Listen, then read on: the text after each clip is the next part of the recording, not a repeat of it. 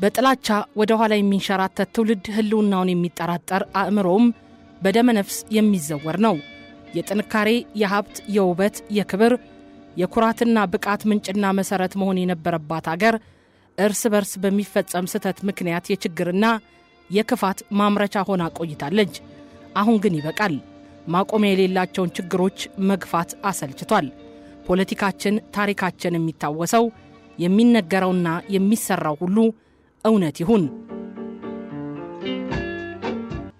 በትግራይ ክልል በሐሳብ መሸናነፍ መቀበል፣ በሐሳብ ብልጫነት መሸነፍን ማስተናገድ አለመቻል ይስተዋላል። የኢትዮጵያ የፖለቲካ ባህል አልሰለጠነም የሚባለው አንዱ መገለጫ ልዩነቶችን በውይይት በመደማመጥና በመተማመን ስህተት የሰራው ስህተቱን አምኖ ተቀብሎ በስምምነት ጉዳዮችን መቋጨት አለመቻል ነው። ስህተት ዕውቀት የሚገበይበት ትልቅ የትምህርት ምንጭ ነው። ከዚህ በፊት ከነበሩት ጦርነቶች ከደረሱት ብዙ ጉዳቶች መማር ሲገባ አሁንም ለሌላ ጦርነት ማስላት አስደንጋጭ ነው። ጦርነት ተካሂዶ ከደረሰው ፍጅትና ውድመት ባለመማር ወደ አዙሪት ለመግባት ማሰብ ጤናማ ሊሆን አይችልም። ከዚህ ቀደም በደረሱት ስህተቶች አለመጸጸትም ይሆናል። ሌላው ለግጭቱ የበለጠ መባባስ በሰላማዊ መንገድ በምክክርና በውይይት እንዳይፈታ ምክንያት የሆኑት በክልሉ ያሉት የፖለቲካ አመራሮች በሰጥቶ መቀበል መርህ አለመገዛት ነው። የፕሪቶሪያው የሰላም ስምምነት በኋላም ቢሆን በክልሉ ያለው የፖለቲካ ኃይል ስህተቶቹን አምኖ ተቀብሎ ከልብ በመስራት ላይ እንዲሁም መንግስት በስምምነቱ መሰረት የሚጠበቅበትን ግዴታ በመወጣት ላይ አዝጋሚነት በመታየቱ ይህ ደግሞ የክልሉን ሕዝብ በተረጋጋ መንፈስና በተስፋ በሙሉ ኃይሉ ወደ ልማት ሥራ እንዳይገባ አድርጎታል። ሕዝቡ ጦርነት ጉዳት እንጂ ጠቀሜታ እንደሌለው ከዚህ በፊት ከተካሄዱ ጦርነቶች በቂ ትምህርት አግኝቷል። በትግራይ የተፈጠረው ጥፋት ዳግመኛ እንዳይከሰት እዚህ ላይ ቆሞ የአስተሳሰብ ማስተካከያ ማድረግ አስፈላጊ ነው። ሁልጊዜ በእልህ ላይ የተመሰረቱ እርምጃዎች ጉዳትን ያስከትላሉ። በማስተዋልና በተረጋጋ ሁኔታ ጥቅምና ጉዳትን አመዛዝኖ መወሰን ጠቃሚ ነው። ስለሆነም ያሉትን ዓለም አቀፋዊ አገራዊና የትግራይ ክልል ሕዝብን ሁኔታ ባገናዘበ መልኩ ክስተቶችን በመተንተን ካለፈው ስህተት በመማር ወደ ሰላማዊ ሁኔታ የሚያመጣ ውሳኔ ላይ መድረስ ያስፈልጋል። የፖለቲከኞች አሉታዊ የጥላቻ ቅስቀሳዎች ሕዝብን ከማሳሳትም ባሻገር ሌሎች በፍርሃትና በይሉኝታ የአሉታዊ አስተሳሰቡ ተጋሪ ተደርገዋል። ማንኛውም ወገን ከጦርነትና ከጠላትነት የሚያተርፈው ጥቅም የለም። ትውልዱ የጦር መሳሪያ ተሸካሚ ሳይሆን የደብተርና የእስክሪብቶ ተሸካሚ እንዲሆን ነው መሰራት ያለበት። ስለዚህም በሁሉም ወገን የሚገኙት የፖለቲካ ልሂቃንም ካለፈው ስህተት በመማርና በመጸጸት ለሕዝቦቻችን ለአገራችንና በተለይ ለታዳጊ ወጣቶች ሲባል ከልብ የመነጨ ከቂምና በቀል የጸዳ እርቀ ሰላም ለማውረድ መስራት ያስፈልጋል። ካሁን በኋላ ከጦርነት አዙሪት ውስጥ በመውጣት ወደ ልማት በመዞር የባከነውን ጊዜ ለማካካስ ነው መሰራት ያለበት። በንጹህ ልቦና ሁኔታዎችን በማስተዋል ወደ አልተፈለገ አቅጣጫ የሚወስዱትን ፖለቲከኞችን መስመር ማስያዝ ያስፈልጋል። የመጠፋፋት ፖለቲካ ባህል የመቀየሪያ አዲስ ቁልፍ ሆኖ ከዚህ በኋላ በዚህ ሀገር ስልጣን ላይ የሚገኝን መንግስት በሴራና በተንኮል እንዲሁም በኃይልና በትጥቅ ከስልጣን የማውረድ አስተሳሰብ መቅረት ነው ያለበት።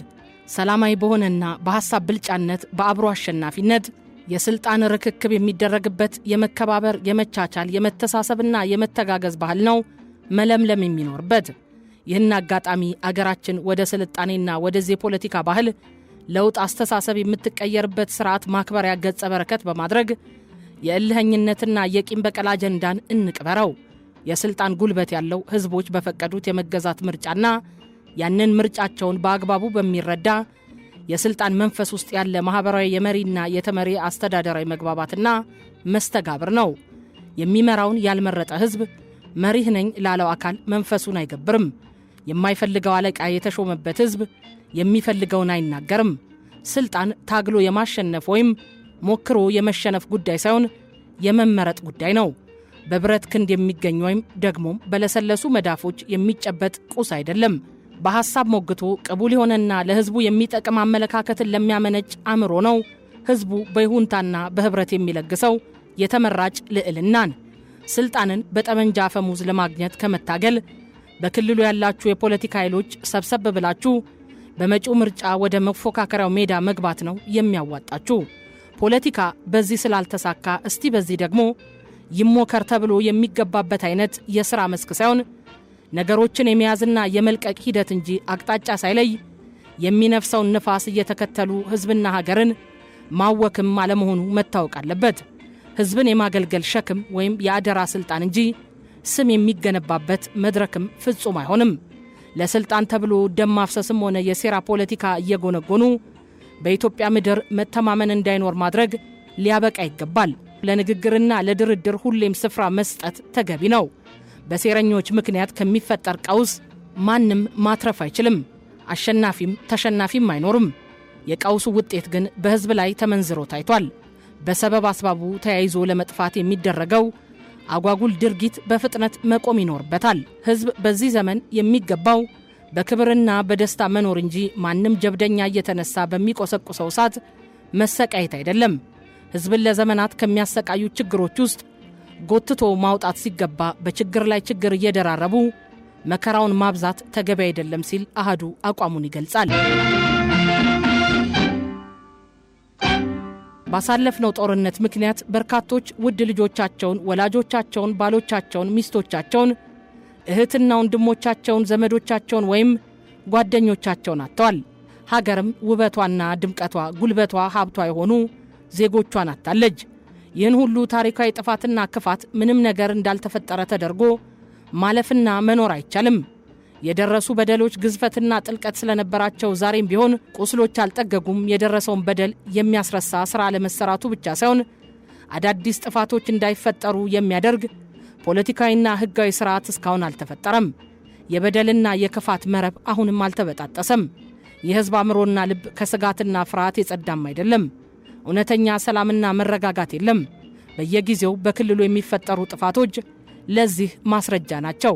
ስለዚህ ችግር አባባሽ ክስተቶችን ከማበራከት ዘላቂ መፍትሄ የሚያመጡ ሥራዎችን መስራት አማራጭ የለውም።